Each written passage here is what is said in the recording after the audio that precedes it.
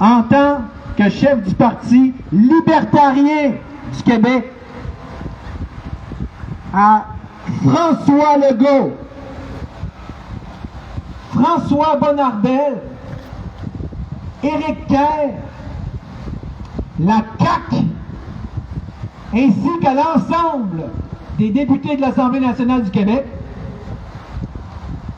pour vous accuser aujourd'hui officiellement de totalitarisme en raison de vos projets de loi 50 et 57, ainsi que de par votre silence et votre inaction qui vous en font les complices, face au projet de loi C-63 du fédéral, à la réforme électorale du DGEQ, au traité de l'OMS sur les pandémies, et finalement, face à l'agenda 2030.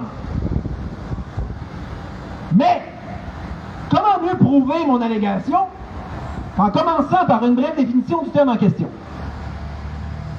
Le totalitarisme est donc un régime et un système politique dans lequel l'État tend à exercer une mainmise sur la totalité des activités de la société. Est-ce que vous trouvez que ça ressemble un peu à ce qu'on vit? OK. Et ainsi, non seulement dans toutes les sphères de la vie publique, mais aussi toutes les sphères de la vie privée et intime. Tandis que son pouvoir politique s'appuie notamment sur une propagande diffusée par des médias de masse, eux-mêmes contrôlés par l'État. Je ne fais que lire la définition. À date, est-ce que c'est checklist? Oui, merci. Donc, un système qui n'admet par ailleurs aucune opposition organisée, en imposant au contraire à tous les citoyens l'adhésion à une idéologie obligatoire, un discours unique, dans ce qui constitue donc un monopole idéologique, c'est-à-dire la conception d'une vérité qui ne supporte aucun doute, ne tolère aucune critique, de telle sorte que s'y opposer revient à être perçu comme un ennemi du régime et de la communauté dans son ensemble. Et qu'à partir de là, il s'ensuit naturellement une chasse aux sorcières et un régime de terreur basé notamment sur la surveillance des individus, ainsi qu'un réseau omniprésent de délateurs et donc d'agents dormants. Est-ce que ça ressemble encore une fois à ce qu'on vit, notamment depuis la COVID? Oui, merci. Au moins, on peut se considérer chanceux puisqu'on n'est pas encore rendu à supprimer physiquement les adversaires, à part par des injections qui suppriment tout le monde. Ou des emprisonnements, déjà, il faut des emprisonnements. Oui, c'est ça. Puisqu'on se contente encore de simplement les éliminer de l'espace public, en détruisant non pas leur corps, mais simplement leur réputation. Comme par exemple, lorsque Martineau, que vous subventionnez et ne peut durer sans doute jamais, nous traitait d'imbéciles finis, d'ignores et d'égoïstes. Ce qui pourtant est également typique des régimes totalitaires classiques tels que le nazisme ou le stalinisme. Destruction et ostracisation professionnelle. Ça aussi, c'est une forme d'élimination des opposants. Pensons au docteur Lacroix, radié 2 semaines pour avoir critiqué les mesures sanitaires. Et si nous ne sommes pas encore rendus à la torture physique, on pourrait fort facilement alléguer que les mesures covidiennes ne représentaient ni plus ni moins que des formes de torture psychologique et collective par surcroît.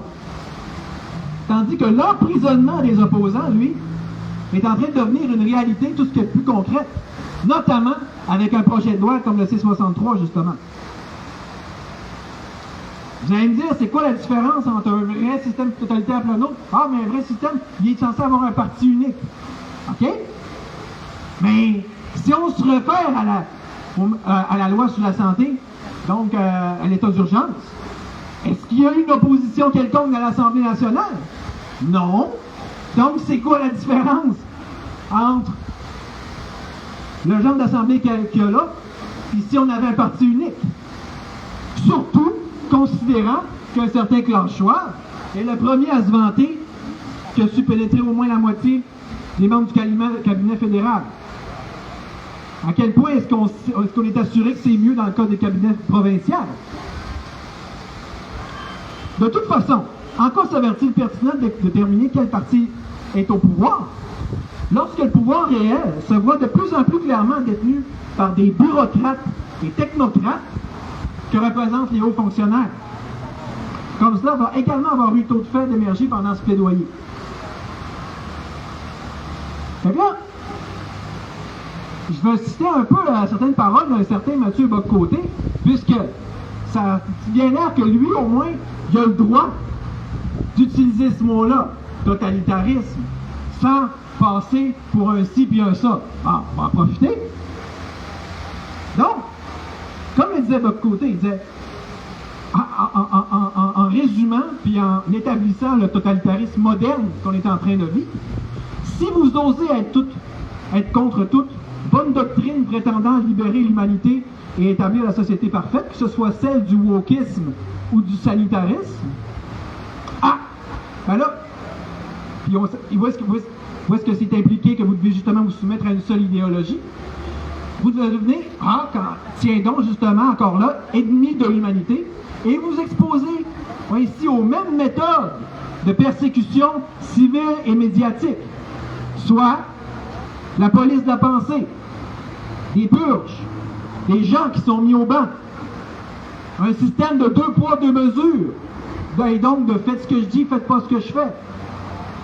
Et encore, donc bien sûr, un esprit de délation et une logique d'exorcisme.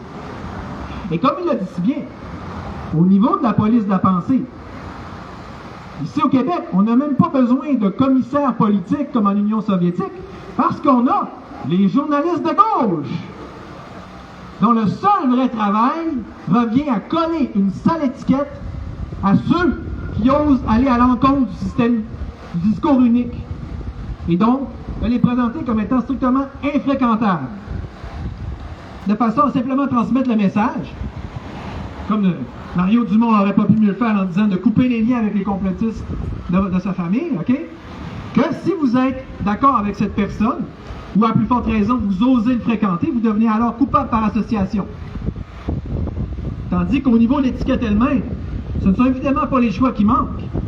De réactionnaires à radio-poubelle, en passant par l'extrême droite, fasciste, raciste, conspirationniste, complotiste, de covidio, de coucou, ou de simplement de personnes osant rechercher une telle chose que la liberté.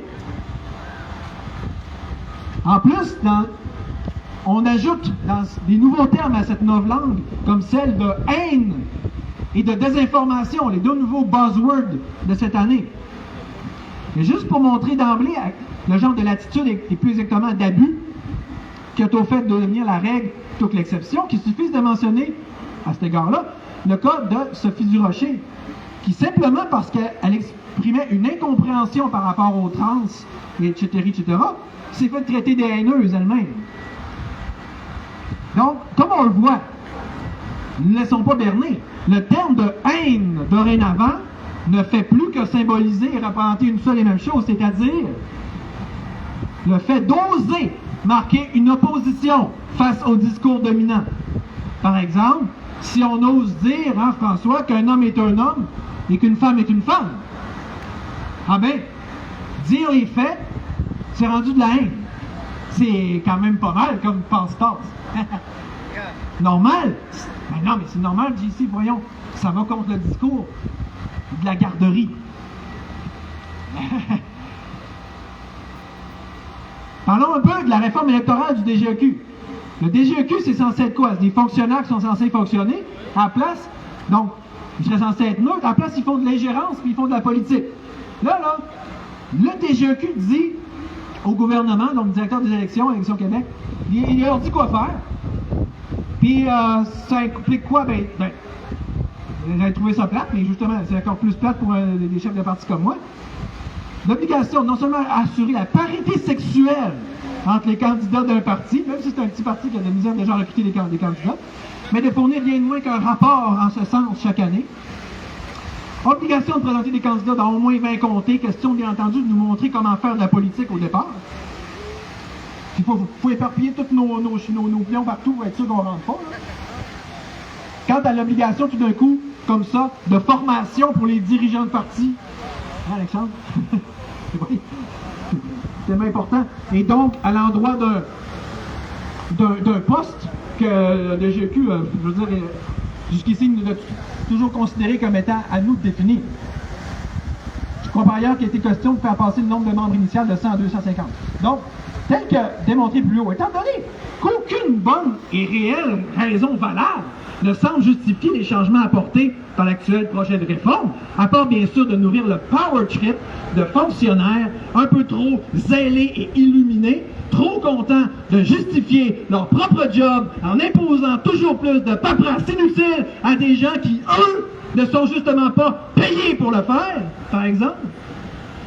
Reconnaissons que si le but n'est pas de nuire, ou à plus forte raison, d'écraser les partis émergents, ben, c'est en tout cas très clairement l'effet que ça risque très fortement d'avoir.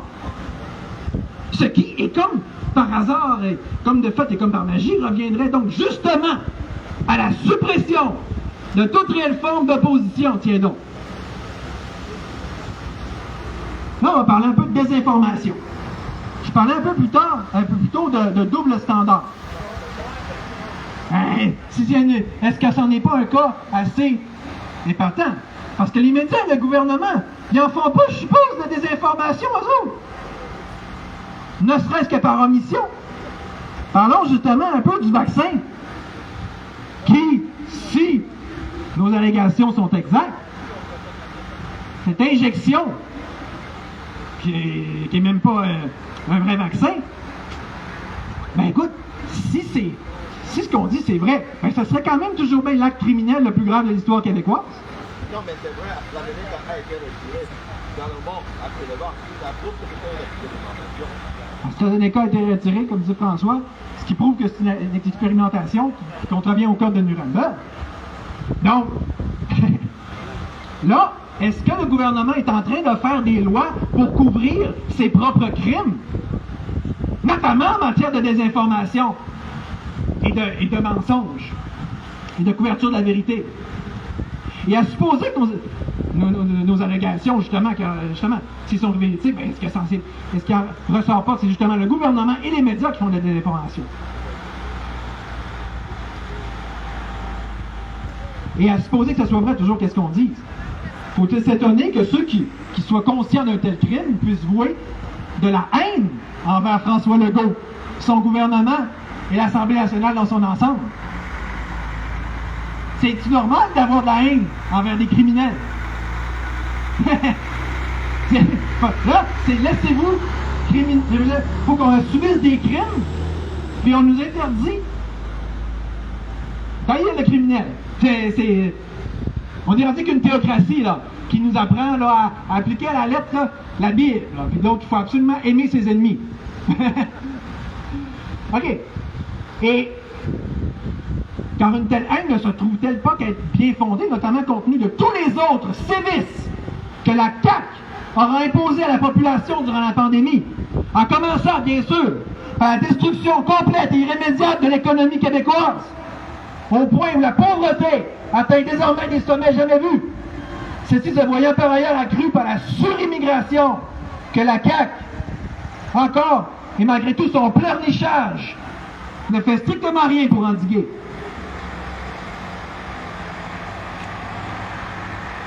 On parlait un peu du projet de loi 63, maintenant, que Margaret Atwood qualifie elle-même d'orwellien, ce qui, pratiquement évidemment, s'avère un synonyme de totalitaire.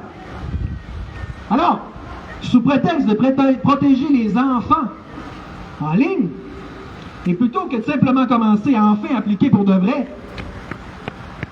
de façon systématique, d'ailleurs, la réglementation déjà existante en ce sens, à la place, et en plus d'arriver avec des sentences si ridiculement sévères que ça en est en fait jamais vu, quand on parle de peine de 60 000 $ et d'emprisonnement à perpétuité, ben là, on s'amuse à changer, imaginez-vous donc, les définitions légales de base pour les rendre si ridiculement abusives que ça en devient juste un peu trop clair qu'il y a ici manœuvre pour faire autre chose, et donc bien sûr pour faire taire les citoyens. Par exemple, je veux dire, avant là, La diffamation, là, dans le bon vieux temps, genre aujourd'hui, jusqu'à la preuve du contraire, c'est censé être appliqué en fonction de deux critères très simples. Est-ce que c'est vrai ou faux? Et est-ce que c'est l'intérêt public ou non? Là, à la place, on remplace ça par une définition de crime haineux, selon laquelle, c'est quoi, ça serait quoi? Du crime haineux, c'est détestation et diffamation. Fait que là, évidemment, la détestation, c'est un crime haineux. Si tu détestes, c'est un... Fait que là, on s'entend dessus que il y a une bonne part de subjectivité et de relativité, là. Donc, tiens donc, parce que c'est toujours une constante de ces nouvelles lois-là. Le vague, le flou, au terme des définitions, de façon à ce que l'application soit rendue aussi large, potentiellement aussi large que possible. Donc, ce qui revient à dire que c'est au gouvernement de décider, ce qui est la définition même d'arbitraire. Il faudrait assumer et croire qu'il n'en profitera surtout pas pour mieux faire taire ses opposants. La loi passerait ainsi de trop laxe à trop forte, comme d'habitude, parce qu'il faut donc toujours qu'on aille d'un extrême à l'autre, sans jamais même passer par un juste milieu, parce qu'après tout, pourquoi manquer une occasion de se taper un bon power trip, au pire? Comme le disait Sophie Desrochers, encore une fois, à cet effet-là, là, une chose est sûre, on ne pourra plus jamais critiquer de religion. Si un homme bat sa femme à cause de telle religion, faut le laisser faire, tu peux rien dire, c'est de la haine. Ah oui!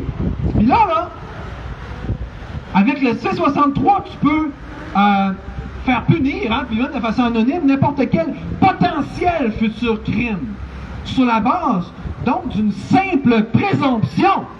C'est-à-dire que là, on passe d'un contexte, soit le nôtre en ce moment, où est-ce qu'on est censé avoir la présomption d'innocence, donc d'être innocent jusqu'à preuve du contraire, à celle, au fait d'être puni pour des crimes. Donc, la présomption d'innocence, c'est pour des crimes qui sont déjà commis, pourtant. À la présomption de culpabilité pour un crime qui n'a même pas encore été commis. Est-ce que c'est une blague? Quelque chose d'aussi surréalistement qu'archaïque? Mais non, c'est bien ça le pire. Sauf que, même si c'est typique que des fonctionnaires et ministres se mettent à délirer et dériver, là, j'ose croire qu'on pourra convenir qu'on entre dans autre chose, soit plus précisément et exactement une police de la pensée qui, justement, s'avère l'un des aspects les plus caractéristiques et surtout les plus détestables du totalitarisme. Comme disait Libre Média, le C-63 va offrir des possibilités infinies à ceux qui, offensés, lutteront contre leurs adversaires idéologiques en portant plainte, même anonymement. Pire encore, les personnes reconnues coupables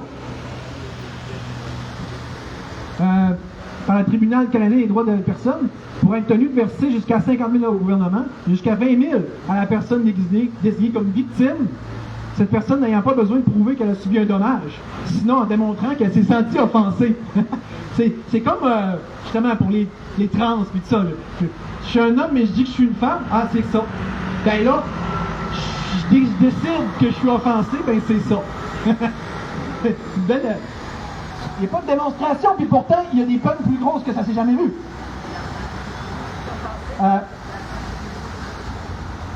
De nombreux citoyens, évidemment, ont au fait de s'auto-censurer pour éviter d'être poursuivis par la commission.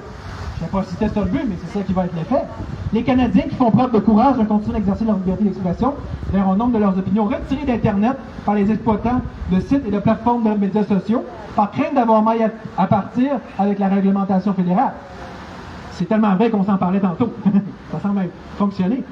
Concrètement, la loi sur les préjudices en ligne ajoutera donc un article au code criminel en vertu duquel un plaignant pourra affirmer qu'il craint qu'une personne ne fasse la promotion du génocide, de la haine et de l'antisémitisme. Observons le mot craindre. Ça indique clairement ce mot-là que ça n'a pas besoin d'être le cas. C'est même pas une allégation, c'est un sentiment.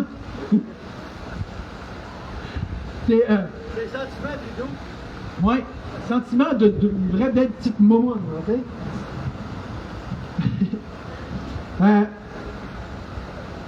Si un juge estime que sa crainte est justifiée pour des motifs raisonnables, hein, toujours un beau terme valise bien vague, là. C'est quoi qui est raisonnable, qu'est-ce qui n'est pas? C'est au juge de décider. Raisonnable, ça n'a aucun. C'est ça. Puis on sait que la justice est rendue inféodée au pouvoir, au gouvernement, hein, François, puis on va en parler tantôt. Donc, dans ce cas-là, si le juge dit ça, il pourra immédiatement exiger de l'accusé qu'il prenne l'une ou l'autre des mesures suivantes. Porter un bracelet à la cheville, respecter un couvre-feu et rester chez lui, s'abstenir de consommer de l'alcool, des drogues ou les deux. Tu sais, quand on parle de totalitarisme, d'en rentrer vraiment dans l'aspect intime de notre vie privée, là. Fournir des substances corporelles, par exemple du sang ou de l'urine, s'abstenir de communiquer avec certaines personnes désignées, ne pas se rendre dans certains endroits. Autrement dit, un citoyen qui a commis aucun délit pour être soumis à des restrictions de la liberté importantes, majeures, inédites, ordonnées par un tribunal, simplement parce que quelqu'un craint qu'il commette un délit de parole, tandis que le refus d'une personne d'accepter de telles restrictions peut entraîner encore là une peine d'emprisonnement allant jusqu'à 2 ans. Bonne chance pour continuer à être dans la désobéissance, rendu là, Pascal et François.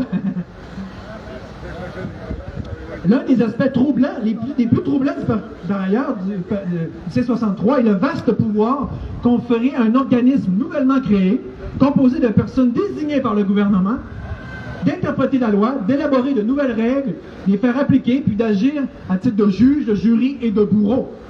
L'octroi de pouvoir aussi étendu à un seul organisme, nouveau, élu, non élu, met en péril le principe fondamental de l'obligation de rendre compte en démocratie. Oui. De plus, les dispositions du projet de loi, qui prévoient encore plus de nouveaux pouvoirs de perquisition des données informatiques sans exigence de mandat, constituent une menace importante pour le droit à la vie privée. Ben, c'est pas juste une menace, là. Le projet de loi prévoit des intrusions inacceptables dans la vie numérique des particuliers, en plus d'imposer des peines draconiennes pour certains types d'expressions, y compris l'emprisonnement à vie, pour le délit très large et vaguement défini d'incitation au génocide. Et 5 ans d'emprisonnement pour d'autres actes d'expression définis de manière, comme d'habitude, très vague.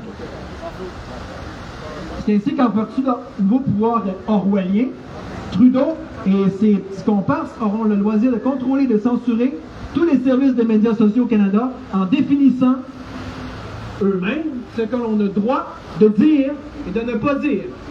C'est pas du totalitarisme, ça? Hey, c'est lyrique. Les manifestants pro-Palestine qui scandent « From the river to the sea, Palestine will be free » font-ils l'apologie du génocide? Eux!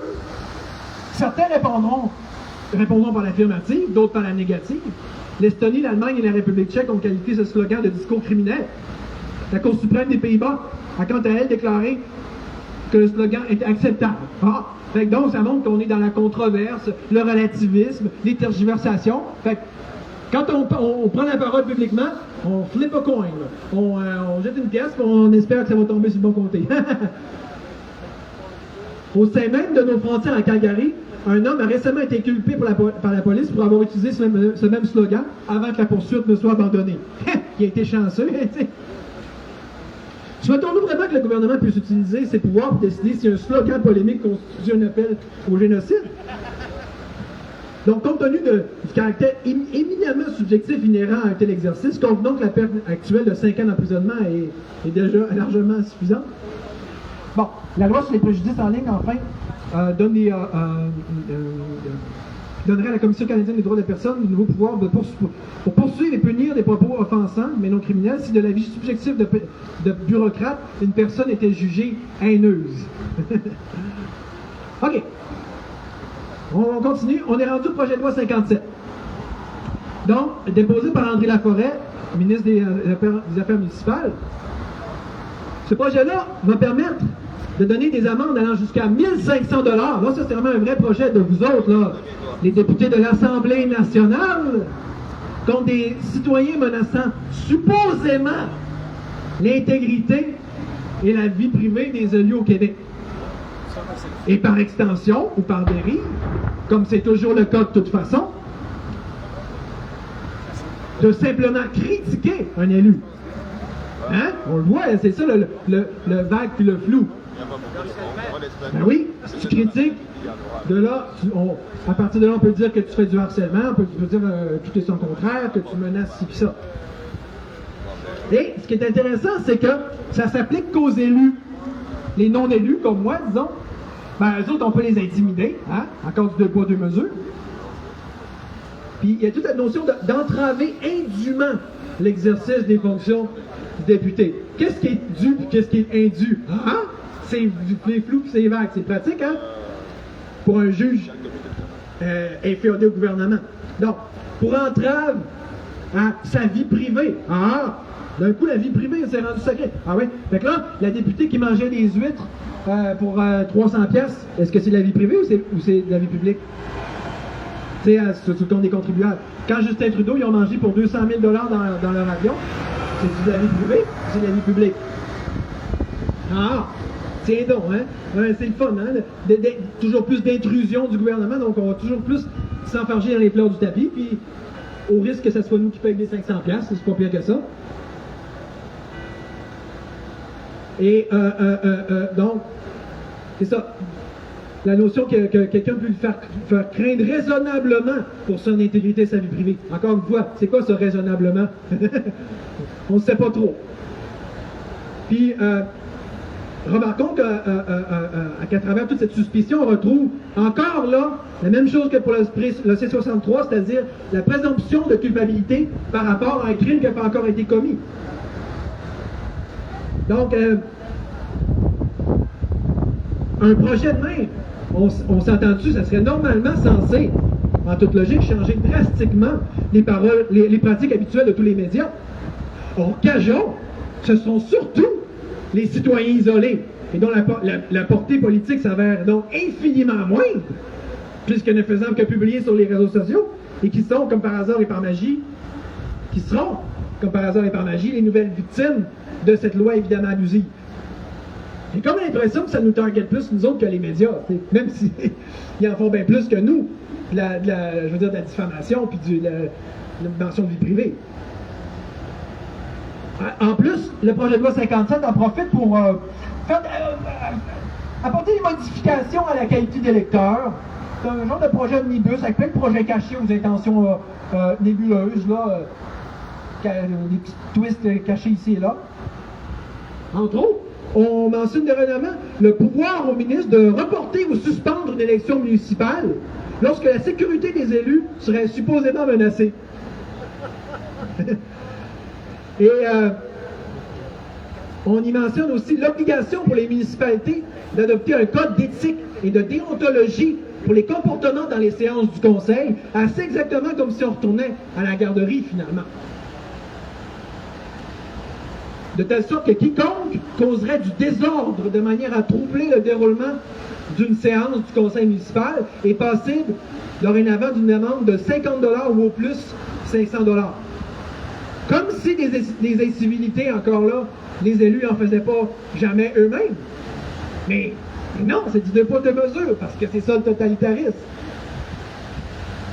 Donc, chercheriez-vous donc déjà à vous prémunir d'avance des sanctions, je veux dire, des réactions populaires potentiellement hostiles à des règlements antidémocratiques dont vous seriez justement en train de préparer l'adoption? En plus, tout ça va complètement à l'encontre de la loi sur les municipalités, qui est censée impliquer de respecter leur autonomie, et même de leur accorder davantage. Fait que, c'est quoi qu'on... ah oui, puis ici, quelqu'un est une accusation, là, ben là, regarde donc, elle risque de se faire ordonner de devoir cesser de diffuser tout propos dans l'espace public par rapport à l'élu concerné. Qui ressemble beaucoup au but d'une telle réglementation, soit, bien sûr, de nous faire taire, et donc de faire taire toute opposition. Évidemment. OK. On est rendu au projet de loi 50. Vous trouvez ça long, vous n'avez pas fini. Pas de ma faute, c'est moi qui... C'est eux autres qui font les projets de loi. Moi, je les résume, là. Mais on peut même plus se battre contre juste un, ils en font 12 en même temps, tout aussi totalitaires les uns que les autres. Mais le 50, là, c'est pas pour rien que c'est le projet principal. Ici, regardez bien ça. Donc, c'est quoi le projet de loi 50? Ben, ça revient pour le gouvernement à s'octroyer le pouvoir, et cette fois par loi plutôt que par décret, de pratiquement répéter le genre de mesures déployées durant la pandémie. Et ça malgré leur caractère hautement controversé, ou plus exactement le fait que ce serait avéré assez simple de démontrer que ça avait aussi stupidement infondé que gratuitement abusé, qu'il s'agisse donc notamment du couvre-feu ou du confinement. Alors non content d'avoir systématiquement refusé ou soigneusement évité à ce niveau toute forme de remise en question, notamment sur le plan juridique, le gouvernement n'aura au contraire pas de priorité plus pressante que de s'auto-accorder encore et toujours plus de ce genre de pouvoir pourtant on ne peut plus inédit. Comme si d'ailleurs le Québec n'avait jamais auparavant vécu de grippe, de feux de forêt, d'inondation, de séisme ou de glissement de terrain. Et comme si il n'avait pas étrangement réussi, alors, avec des moyens infiniment moindres, de surmonter tous ces obstacles sans un gouvernement qui ne sait faire mieux que de profiter de tels événements pour s'arroger toutes sortes de nouveaux petits pouvoirs extraordinaires, pour reprendre son propre terme. Rappelons-nous d'ailleurs que la COVID aura su assez splendidement révéler un autre élément un peu plus totalitaire, à savoir le fait que le judiciaire est désormais complètement inféodé au pouvoir politique, comme ne serait sans doute mieux de démontrer la validation du couvre-feu, justement. Puisque ça revenait à... Ça pourrait pas être plus clair dans ce cas-là que ça revenait tout bonnement à aller à l'encontre de toute science à ce niveau, et même de ce que le simple bon sens permet aisément de conclure. Ça, bien sûr, le fait qu'il s'agit, évidemment, la mesure la plus ridiculement et surtout inutilement liberticide de l'histoire du Québec. Tout comme dans le temps de la COVID, en plus, ben là, on se retrouve avec des 10 jours, tu sais, un état d'urgence à renouveler aux 10 jours, mais renouvelable à l'infini. Vous avez le genre de reconduction systématique dont le gouvernement se sera justement et définitivement pas gêné pour abuser durant la pandémie. Plutôt la pandémie. Autre chose importante, prévue par le projet de loi 50, le retour du recours à la délation, de par la nomination notamment d'inspecteurs, soit à pratiquement n'importe quel. C'est qui ces inspecteurs-là? En fait, c'est n'importe quel citoyen, même dépourvu de quelque forme de qualification que ce soit, et qui ne s'en va pas remettre un pouvoir pratiquement absolu, en pouvant notamment pénétrer d'une façon on ne peut plus arbitraire dans tout lieu, et notamment tout domicile de son choix, afin de prendre des photos, exiger tout renseignement jugé raisonnable, j'invente rien là. De même que l'assistance systématique de toute personne située sur les lieux, assez exactement comme quand un policier peut être en droit d'exiger la coopération sous peine de se faire accuser d'entrave.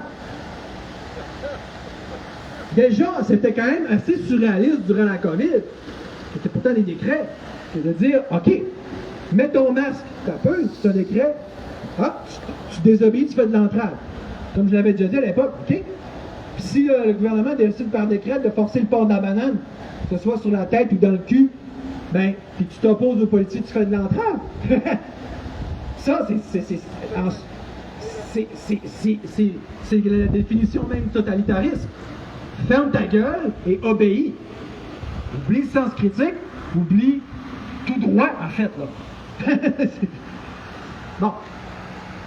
OK. On avance. Ouais, puis qu'est-ce que ça peut faire un inspecteur? Pour dire comment ça a l'air le fun, tu sais, là, pour surtout les petits power tripeux, là, qui n'ont pas de vie, là, puis que ça leur prend, ils ne demandent pas mieux que ça pour penser qu'ils en ont une.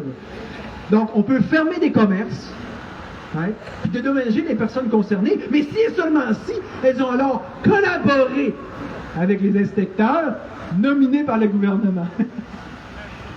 Tandis que si quelqu'un ose gêner le travail d'un tel inspecteur, on peut aussitôt et tout bonnement mettre à l'amende. Je vais y venir tantôt. Ils ont d'autres pouvoirs, les inspecteurs. Pensez, là. dont ceux de contrôler l'accès aux voies de circulation, d'ordonner l'évacuation de personnes. Là, vous pourrez plus vous destiner ce coup-là. Là. Comme pas besoin, je suis chez nous, je fais ce que je veux. non. On prévient ça. Et leur mise à l'abri, donc en d'autres termes, leur confinement, de réquisitionner les moyens de secours et les lieux d'hébergement privés ou publics nécessaires. Privés ou publics. On les réquisitionne. Comme à l'armée, là, comme à la loi martiale, comme à la Deuxième Guerre. Là. Parce qu'il y a un feu, il y a une inondation. Ben, c'est pas abusif, ça. Mais non, hein? C'est pas totalitaire.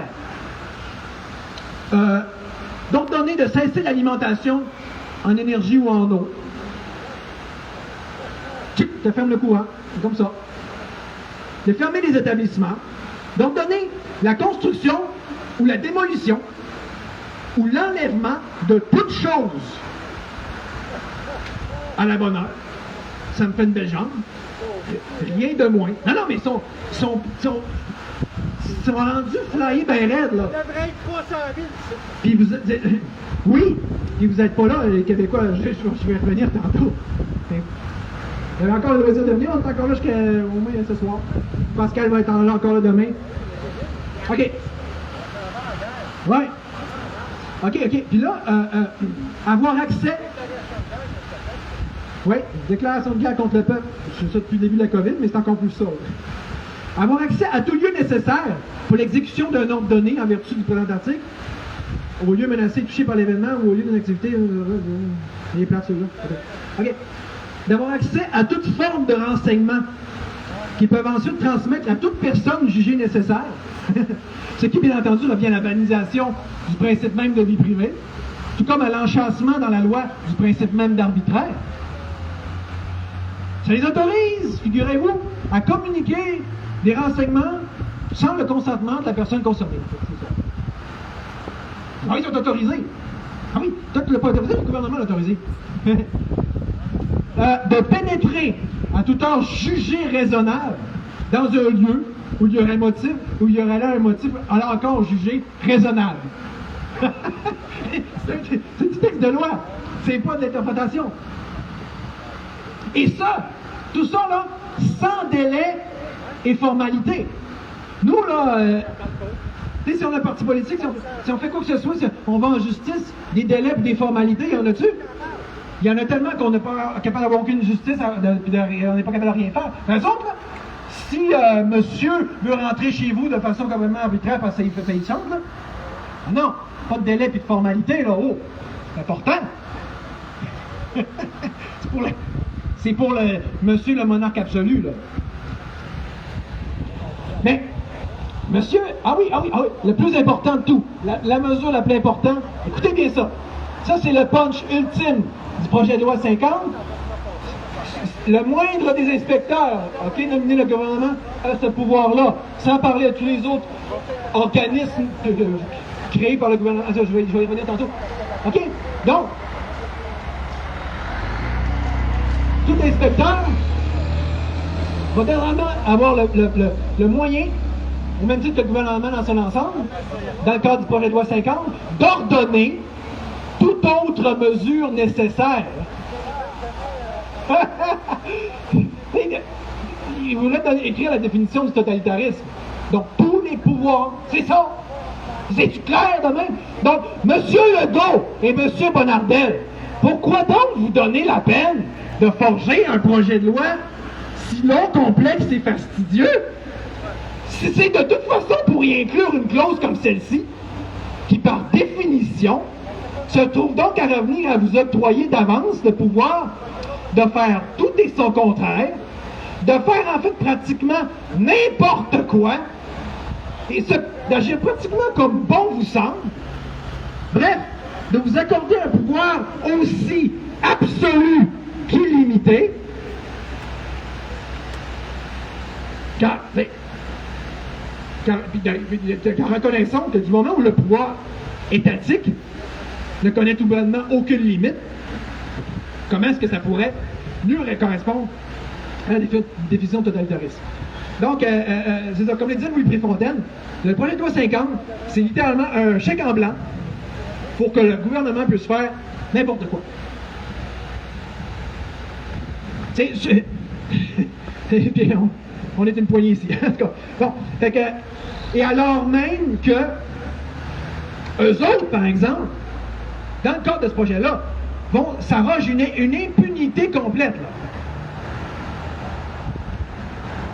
Fait que parce que non seulement dans le cas du ministre, de tout conseiller ou inspecteur de ce type, ce qui est prévu dans la loi, c'est qu'ils sont exonérés de toute responsabilité pour le préjudice pouvant résulter d'un acte accompli ou omis par cette personne.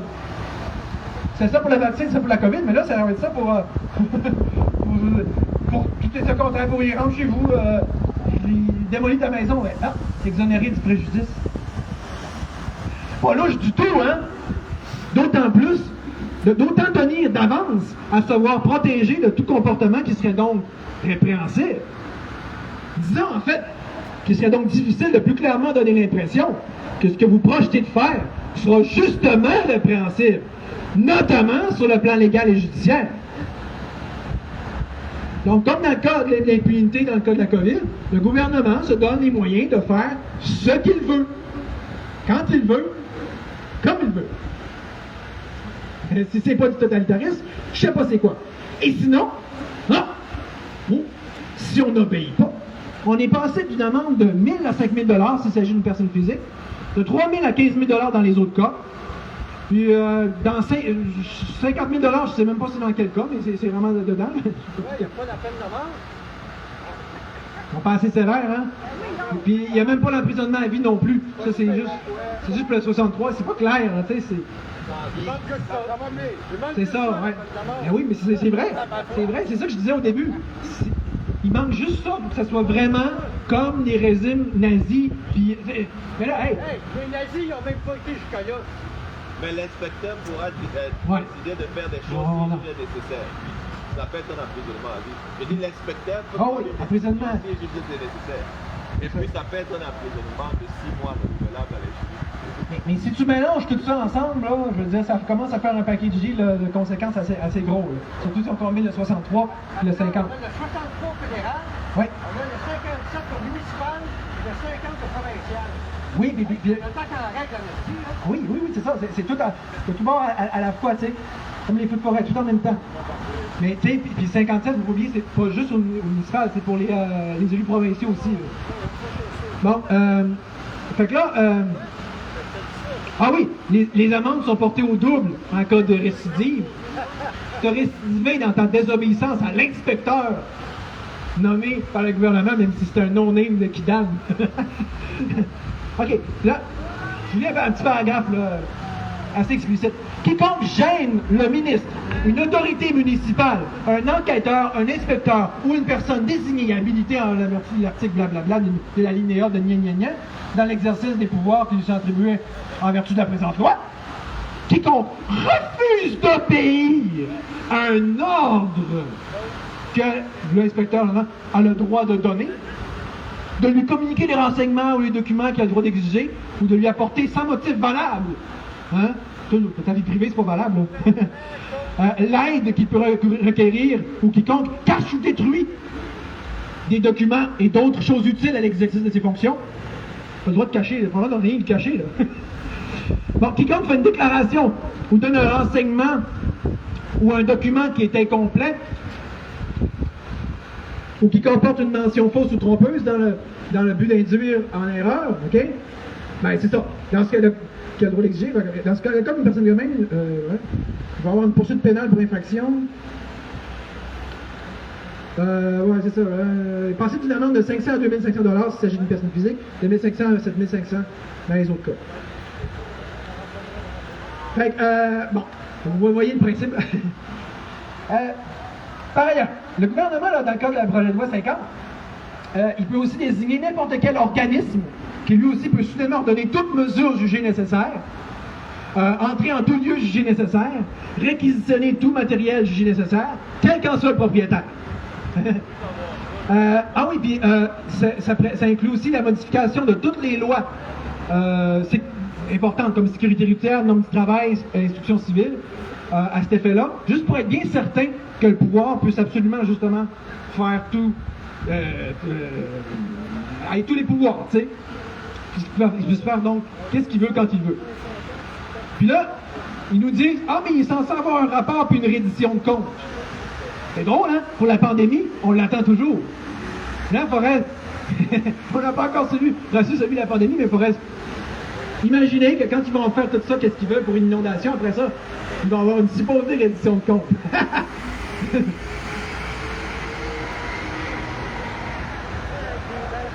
On achète le traité de l'OMS. Parlons maintenant un peu du traité de pouvoir de pandémie de l'OMS, qui sera adopté le 24 mai prochain et consistera à accorder de nouveaux pouvoirs extraordinaires à son directeur général.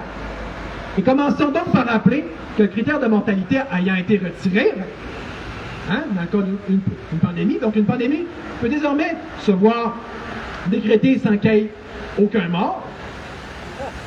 Et ça, Christian Perron l'avait bien fait ressortir, ça fait longtemps qu'on le sait. Mais là, le nouveau changement de définition exclura même, tenez-vous bien, toute notion de sévérité. De telle sorte qu'il y aura supposément pandémie, du moment qu'un nouveau virus se répand dans le monde. On est là. 24 mai. Et bien entendu, les pays seront alors contraints, sous ordre de l'OMS. Qui se prend pour qui? Un gouvernement mondial? Non. Je sais pas, hein? Exactement, un gouvernement mondial non élu. De fermer leurs frontières, de se confiner, d'adopter des passeports vaccinaux ou de consommer des produits médicaux non éprouvés. Remarquons ici de quelle manière les gouvernements du monde, les gouvernements nationaux sont élus, et pourtant élus, sont relégués au rang de simples exécutants. Au même titre que, dans le cadre du projet de loi 50, par exemple, les municipalités se voient pratiquement traitées comme des agents du gouvernement fédéral. Et j'ajouterais même que, comme on peut voir dans la pandémie, les commerces sont aussi traités comme s'ils étaient comme s'ils étaient des organismes publics, comme si tout était déjà contrôlé dans le gouvernement, ce qui est exactement un critère fondamental de tout régime totalitaire, et notamment dans le cas du fascisme ou du nazisme. Quand on parlait de control, de command economy ou de corporate state. Tu n'as pas besoin que ce soit des sociétés d'État. Tu les diriges, tu leur dis qu'est-ce qu'ils ont à faire, comme si c'était des employés. Puis, je ne vais pas m'égarer, mais on sait que c'est exactement ça avec les agriculteurs ou avec n'importe quel commerce. Ils sont tellement bourrés de bureaucratie, c'est comme si c'était des employés du gouvernement et ils ne seraient pas plus avancés. Je finis avec ça. L'agenda 2030. Là, on se retrouve en fait, là, dorénavant, non seulement avec du totalitarisme, comme on vient de le voir, mais un totalitarisme d'autant plus puissant qui se voit donc désormais à appliquer à l'échelle mondiale, aussi bien que municipale. Donc, tant au niveau le plus global qu'au niveau le plus local.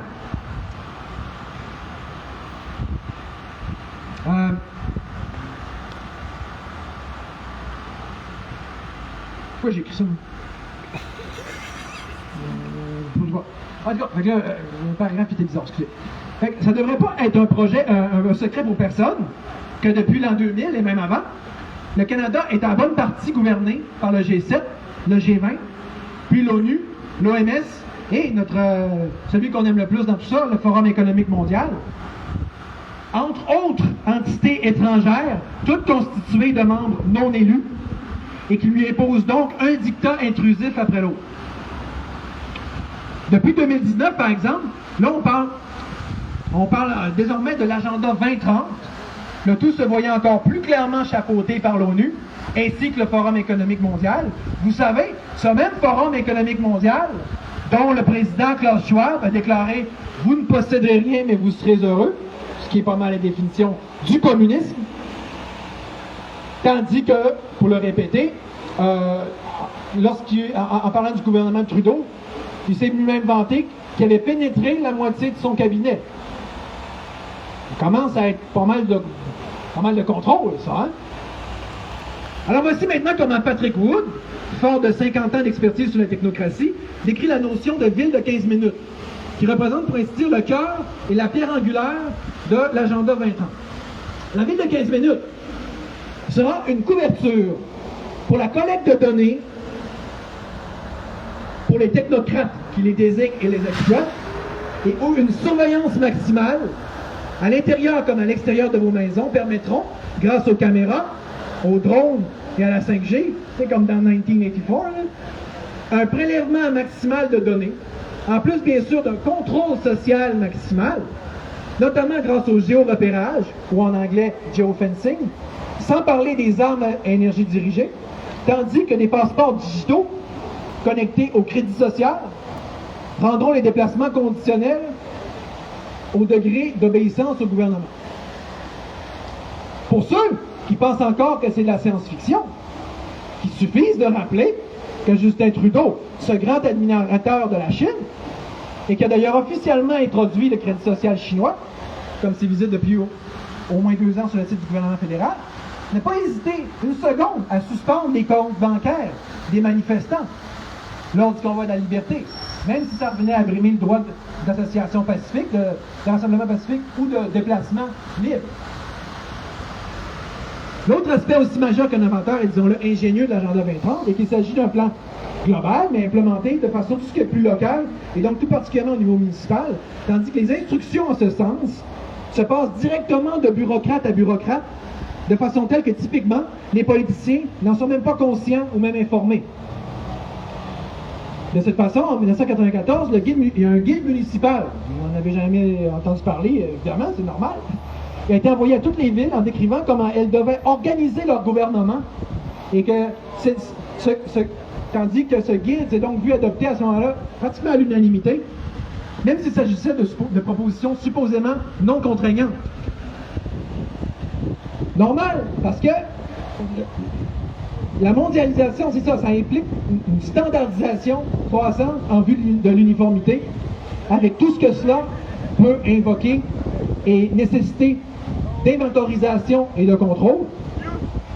Le but ultime étant qu'on doive répondre devant l'ONU pour l'application de ce plan.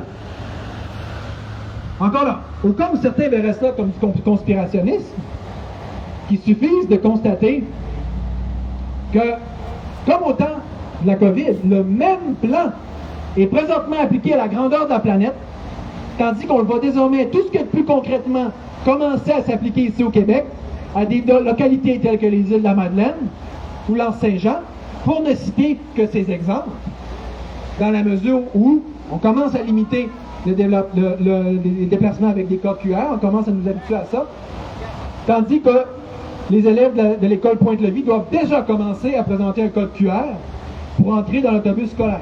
On habitue au contrôle, on habitue au prélèvement de données. On parle donc ici de mécanismes pour nous empêcher d'entrer et de sortir plus d'un nombre XYZ de fois par année, que ce soit au moyen de barrières physiques, de passeports virtuels, de codes QR et bien sûr de réglementation à cet effet. Donc on s'en va vers un monde avec l'agenda 2030 de cartes d'identité numérique, de monnaie numérique, permettant au gouvernement de geler vos comptes bancaires d'autant encore plus facilement que Trudeau a pu le faire dans le cas des camionneurs. Fait que, comme on peut le constater, on bascule littéralement dans la dystopie annoncée par 1984 et le meilleur des mondes. Et il faudra encore hésiter à employer le mot totalitarisme. Là, j'achève vraiment. Mais, tu sais, quand encore une fois, là, si on doute de ça, ou pour mieux comprendre le concret de ça, rappelons, c'est toutes des choses qui, sur le coup, disent d'où ça sort, comment ça se fait que c'est intense de même d'un coup. Mais regardez, là, la Ville de Québec ici a interdit, en plein hiver, l'usage des poêles à bois, alors que la qualité de l'air de cette ville fait partie des meilleures au monde.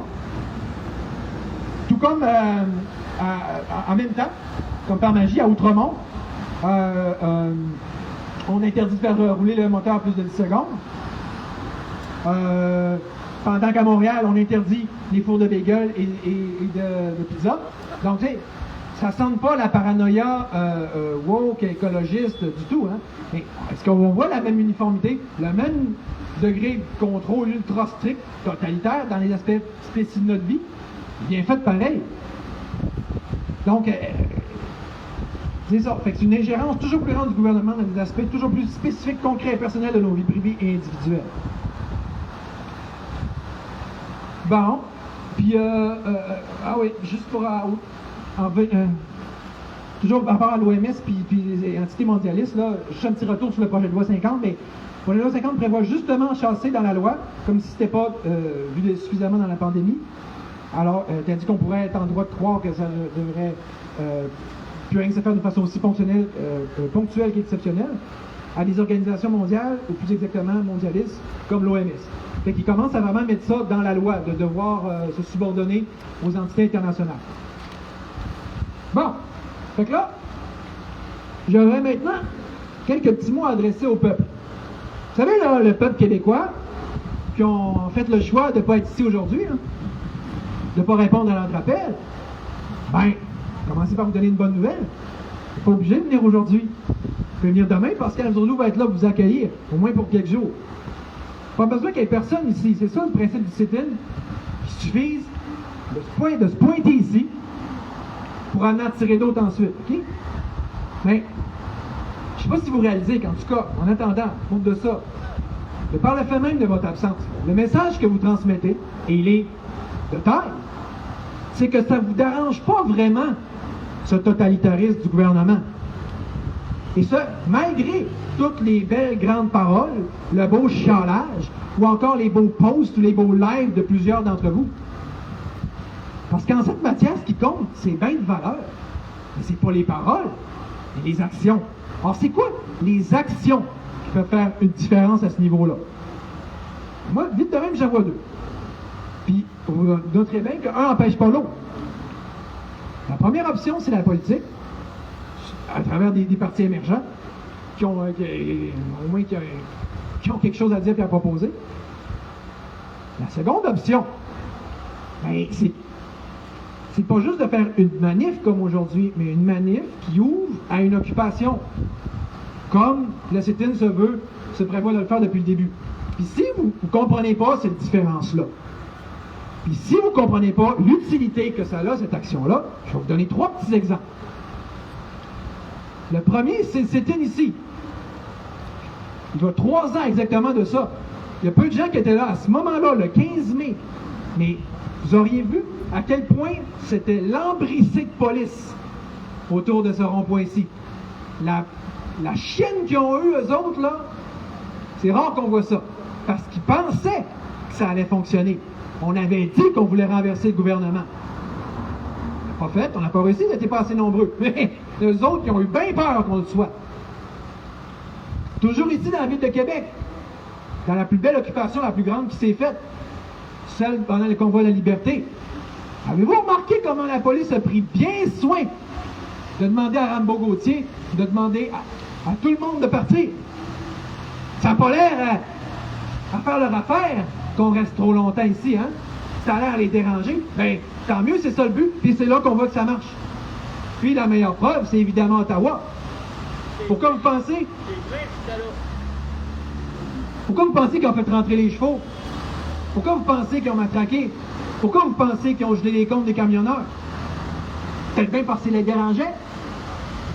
Fait que là, faut quasiment être dérangé pour pas voir que ça dérange. OK? Et puis il va arrêter de dire ça sert à rien, ça sert à rien.